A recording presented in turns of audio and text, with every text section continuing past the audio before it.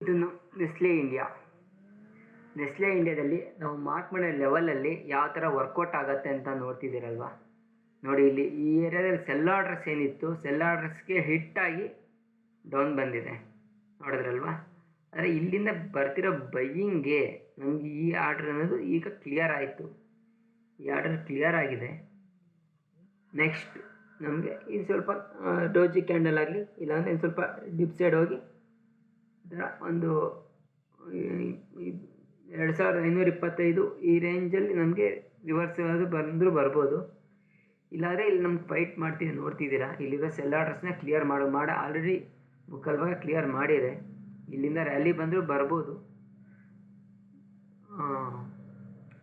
ಈಗ ಈ ಲೆವೆಲ್ ಅನ್ನೋದು ಇನ್ನು ವರ್ಕ್ ಆಗಲ್ಲ. ಸೊ ಈ ಲೆವೆಲಲ್ಲಿ ಆಲ್ರೆಡಿ ಇದು ಸೆಲ್ ಆರ್ಡರ್ಸ್ ಇದೆ ಅಂತ ಇಲ್ಲಿ ನಾವು ಪ್ರಾಫಿಟ್ ಬುಕ್ಕಿಂಗ್ ಅನ್ನೋದು ಇಲ್ಲಿ ಮಾಡ್ಕೊತಾ ಇದ್ದೀವಿ. ಇಲ್ಲಿ ಎಂಟ್ರಿ ಆಗಿದೆ, ಇಲ್ಲಿ ಪ್ರಾಫಿಟ್ ಬುಕ್ಕಿಂಗ್ ಮಾಡ್ಕೊಳ್ಳೋದು. ಓಕೆ, ಸೊ ಈ ಲೆವೆಲ್ ಅನ್ನೋದು ಆಲ್ರೆಡಿ ಕ್ಲಿಯರ್ ಆಗಿದೆ. ಕ್ಲಿಯರ್ ಆಗಿ ಇನ್ನೊಂದು ಡಿಪ್ಗೋಸ್ಕರ ವೆಯ್ಟ್ ಮಾಡಿ. ಡಿಪ್ ಆದರೆ ನಿಮಗೆ ರ್ಯಾಲಿ ಅನ್ನೋದು ಒಳ್ಳೆ ರ್ಯಾಲಿ ಕಾಣಿಸುತ್ತೆ. ಡಿಪ್ ಆದರೆ ಎಂಟ್ರಿ ಆಗಿ. ಈ ಲೆವೆಲಲ್ಲಿ ಎಂಟ್ರಿ ಆಗಬೇಡಿ. ಇದು ನಮಗೆ ಸೆಲ್ ಝೋನ್ ಆಲ್ರೆಡಿ ಕ್ಲಿಯರ್ ಮಾಡಿದೆ, ಇಲ್ಲ ಅಂತಿಲ್ಲ. ಇಲ್ಲಿಂದ ಸ್ವಲ್ಪ ಡಿಪ್ ಆದರೆ ಒಳ್ಳೆಯದು. ಡಿಪ್ ಆದರೆ ಎಂಟ್ರಿ ಆಗೋಕ್ಕೆ ನಿಮಗೆ ಸ್ವಲ್ಪ ಒಂದು ಅನುಕೂಲವಾದ ಪರಿಸ್ಥಿತಿ ಇರುತ್ತೆ.